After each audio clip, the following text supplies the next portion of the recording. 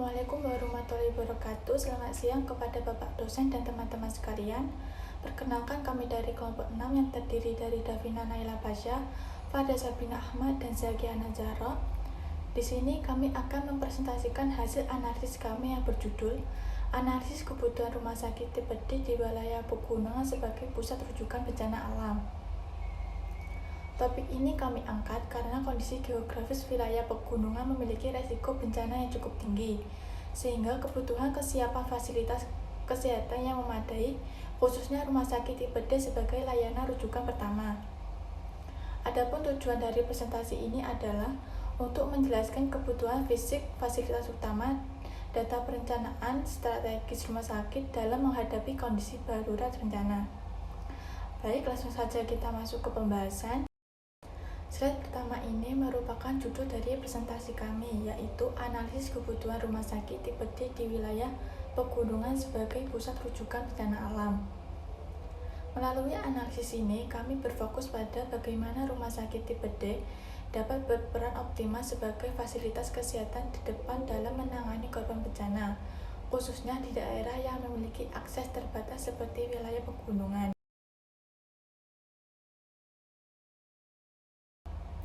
Pada slide ini dijelaskan latar belakang dari topik yang kami angkat.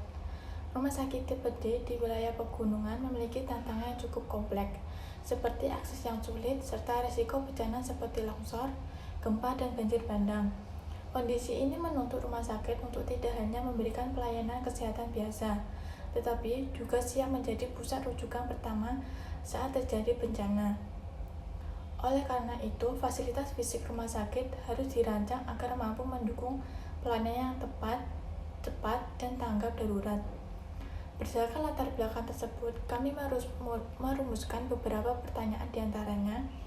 Yang pertama, bagaimana analisis kebutuhan fisik rumah sakit tipe D di pegunungan? Yang kedua, apa saja kebutuhan fisik utama yang harus dipenuhi? Mengapa kebutuhan tersebut penting dalam penanganan bencana? Dan bagaimana kaitannya dengan strategis pelayanan rumah sakit? Tujuan dari penelitian ini adalah yang pertama, untuk mengetahui kebutuhan fisik rumah sakit tipe D di wilayah pegunungan. Kedua, menganalisis fasilitas pendukung dalam penanganan bencana. Ketiga, serta menyusun rekomendasi desain atau layout yang sesuai. Sedangkan manfaatnya adalah yang pertama, sebagai bahan pertimbangan dalam pengembangan rumah sakit dan sebagai referensi dalam perencanaan fasilitas kesehatan di daerah rawan bencana. Dengan adanya analisis ini, diharapkan dapat membantu meningkatkan kesiapsiagaan rumah sakit dalam menghadapi kondisi darurat. Visinya adalah menjadi rumah sakit tipe D yang tanggap, cepat, aman, dan terpercaya dalam penanganan bencana alam di wilayah pegunungan. Untuk mencapai visi tersebut, terdapat beberapa misi utama, yaitu menyediakan layanan IGD trauma selama 24 jam.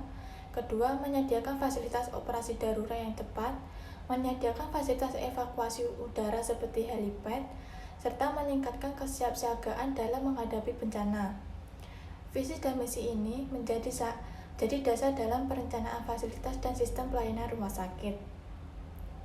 Selanjutnya akan dijelaskan fasilitas utama yang dibutuhkan rumah sakit.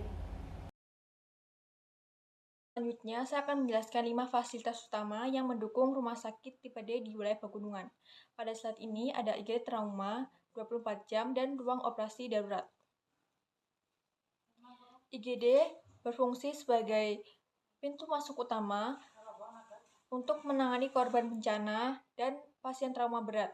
Pada saat pasien datang, tenaga medis akan melakukan penanganan awal seperti triase atau memilah pasien berdasarkan kondisi, pemberian oksigen, pemasangan infus, serta menghentikan pendarahan. IGD sangat penting karena korban bencana membutuhkan pertolongan secepat mungkin. Oleh karena itu, pelayanan harus tersedia selama 24 jam non-stop. Persyaratan utama IGD yaitu lokasinya harus dekat dengan ambulans, memiliki area triase dan ruang tindakan, serta dilengkapi dengan oksigen sentral. Selanjutnya yaitu ruang operasi darurat. Ruang ini berfungsi untuk melakukan tindakan bedah cepat pada pasien trauma berat seperti patah tulang, luka dalam, atau pendarahan hebat. Fasilitas ini sangat penting karena banyak korban bencana membutuhkan operasi segera agar nyawanya bisa diselamatkan. Persyaratan ruang operasi yaitu harus dekat dengan IGD, memiliki sistem steril yang baik, mempunyai peralatan yang lengkap, dan akses cepat bagi tim medis. Selanjutnya, helipad. Helipad sebagai salah satu fasilitas penting rumah sakit tipe D di wilayah pegunungan. Helipad adalah area khusus untuk pendarahan dan lepas landas helikopter yang digunakan untuk mengevakuasi pasien kritis, pengiriman bantuan medis, obat-obatan, serta tenaga kesehatan saat keadaan darurat. Untuk lokasi dan posisi, helipad sebaiknya ditempatkan di area terbuka yang luas dan relatif datar agar proses pendaratan aman. Lokasinya harus berada di sisi bangunan yang tidak terhalang pohon tinggi, bukit, atau bangunan lainnya. Helipad juga harus memiliki jalur langsung dan cepat menuju IGD trauma. Jika bangunan rumah sakit bertingkat, maka bisa menggunakan lift medis atau koridor khusus. Jarak ideal helipad ke IGD sekitar 100-150 meter agar pasien kritis bisa segera ditangani. Untuk ukuran dan dimensi, ukuran helipad minimal sekitar 20 x 20 meter untuk helikopter ringan. Area pendaratan utama minimal berdiameter 15-18 meter. Di sekeliling helipad juga harus tersedia area aman atau clear zone, yaitu ruang bebas hambatan, agar proses pendaratan dan lepas landas berjalan lancar. Untuk persyaratan keselamatan, permukaan helipad harus datar, keras, dan tidak licin. Biasanya menggunakan beton atau bahan khusus helipad. Helipad juga harus jauh dari kabel listrik tegangan tinggi, tiang listrik, antena, dan bangunan tinggi. Kemiringan permukaan maksimal sekitar 2-3% agar tetap aman, terutama di daerah pegunungan. Selanjutnya, pada persyaratan teknis dan operasional, helipad harus mampu menahan beban helikopter. Biasanya sekitar 3-5 ton tergantung jenis helikopter yang digunakan. Kemudian harus tersedia akses kendaraan darat ke helipad untuk memudahkan pemindahan pasien dan logistik. Lokasinya juga sebaiknya dekat area ambulans atau pintu masuk darurat. Selain itu, helipad perlu dilengkapi dengan windshock atau petunjuk arah angin yang terlihat jelas supaya pilot lebih mudah saat mendarat. Karena rumah sakit berada di pegunungan, ada beberapa pertimbangan khusus. Struktur helipad juga harus tahan gempa dan getaran tanah. Desain juga harus memperhitungkan angin kencang, turbulensi udara, kabut, hujan deras, dan perubahan suhu ekstrim. Perlu tersedia sistem komunikasi radio antara helipad, pilot, dan rumah sakit agar koordinasi berjalan lancar. Kemudian, rumah sakit juga sebaiknya memiliki cadangan generator listrik khusus untuk lampu pendaratan saat listrik padam. Untuk fasilitas pendukung, helipad juga perlu dilengkapi dengan ruang tunggu sementara bagi tim medis, area penyimpanan tandu dan alat evakuasi, serta sistem pemantauan cuaca sederhana. Jadi, dengan adanya helipad, proses evakuasi pasien kritis dan distribusi bantuan medis akan menjadi lebih cepat. Fasilitas ini menjadi sangat penting bagi rumah sakit, khususnya di wilayah pegunungan yang akses jalur daratnya sering sulit dilalui. Kemudian pada slide berikutnya ada ICU trauma dan gudang logistik darurat.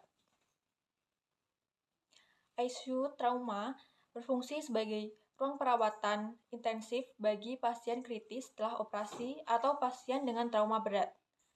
Pasien trauma biasanya masih dalam kondisi belum stabil, sehingga membutuhkan pemantauan selama 24 jam. Oleh karena itu, ICU harus berada dekat dengan ruang operasi supaya pasien dapat segera dipindahkan setelah tindakan medis. Peralatan penting di ICU yaitu ventilator, monitor pasien, infus pump, dan listrik cadangan atau genset. Selanjutnya, gudang logistik darurat. Gudang ini berfungsi untuk menyimpan obat-obatan, alat kesehatan, APD, cairan infus, dan perlengkapan bencana lainnya. Gudang logistik juga sangat penting karena saat bencana, kebutuhan barang meningkat secara tiba-tiba. Jika stok tidak tersedia, maka pelayanan rumah sakit bisa terganggu. Nah, persyaratannya yaitu harus mudah diakses dari IGD, ruang operasi, dan rawat inap, serta memiliki ventilasi baik, bersih, kering, dan penyimpanan yang rapi. Jadi, kelima fasilitas utama ini saling mendukung agar rumah sakit tipe D di wilayah pegunungan mampu memberikan pelayanan yang cepat dan efektif saat terjadi bencana.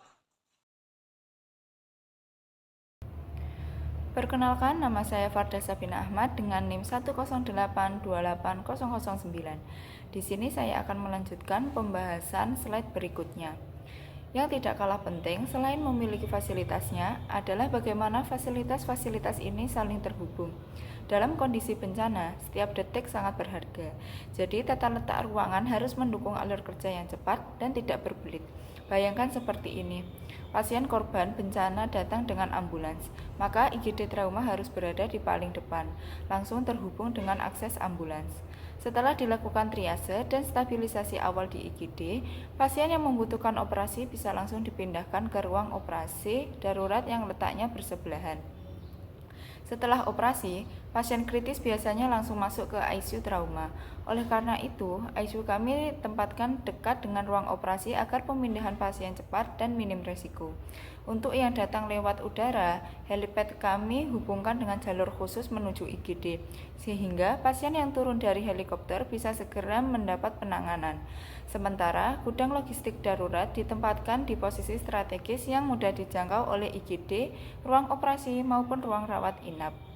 Semua area kritis ini juga dihubungkan dengan koridor yang cukup lebar dan jalur evakuasi yang jelas, sehingga pergerakan tenaga medis dan pasien tetap lancar bahkan saat terjadi lonjakan pasien massal. Berikut adalah rekomendasi desain dan layout keseluruhan yang kami usulkan untuk rumah sakit tipe D ini. Kami mendesain bangunan dengan konsep rendah, modern, namun tetap menyatu dengan alam pegunungan, menggunakan material tahan gempa, atap yang ramah lingkungan, serta banyak memanfaatkan pencahayaan dan ventilasi alami. Luas bangunan utama sekitar 816 meter persegi. Di bagian depan terdapat area drop-off yang luas untuk ambulans. Helipad berukuran 20 x 20 meter ditempatkan di area terbuka di sisi kanan bangunan agar tidak mengganggu area pelayanan sehari-hari.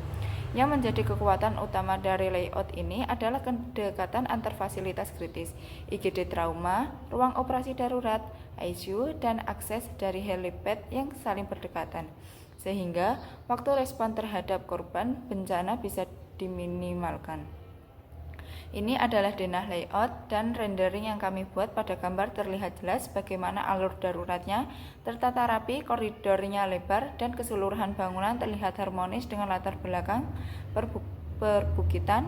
Desain ini tidak hanya fungsional untuk penanganan darurat, tetapi juga nyaman untuk pelayanan sehari-hari. Apa dampaknya jika semua kebutuhan ini dipenuhi? Yang pertama, waktu respon penanganan korban menjadi jauh lebih cepat.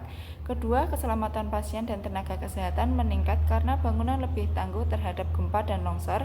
Ketiga, rumah sakit menjadi lebih efisien dalam mengelola pasien massal saat bencana. Selain itu, desain yang memperhatikan pencahayaan dan ventilasi alami juga akan menciptakan lingkungan yang lebih nyaman dan healing bagi pasien.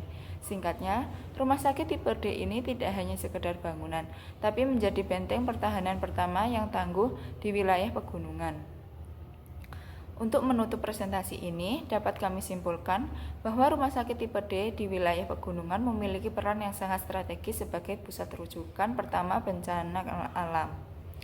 Dengan memiliki IGD trauma 24 jam, ruang operasi darurat, helipad, ICU trauma, dan gudang logistik darurat, ditambah layout yang tepat, rumah sakit kecil ini mampu memberikan pelayanan yang cepat, tepat, dan aman meski berada di daerah yang sulit dijangkau. Perencanaan fisik yang adaptif dengan kondisi geografis bukan hanya kebutuhan melainkan suatu keharusan agar rumah sakit dapat menyelamatkan lebih banyak nyawa saat bencana melanda. Ada beberapa saran yang dapat kami berikan. Yang pertama, lakukan simulasi penanganan bencana minimal 2 kali dalam setahun yang melibatkan seluruh staf dan pihak eksternal seperti tim SAR. Kedua, lakukan pemeliharaan rutin terhadap helipad, genset, dan seluruh infrastruktur kritis. Ketiga, tingkatkan pelatihan SDM, tantangan penanganan trauma, dan kesiapsiagaan bencana secara berkala.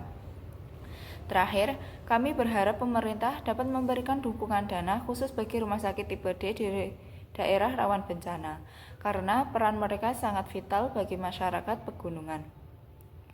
Demikian presentasi dari kelompok kami, kelompok 6. Semoga paparan ini dapat memberikan gambaran serta inspirasi dalam perencanaan fasilitas kesehatan yang lebih baik, khususnya di wilayah rawan bencana. Terima kasih banyak atas perhatiannya. Mohon maaf apabila ada salah kata.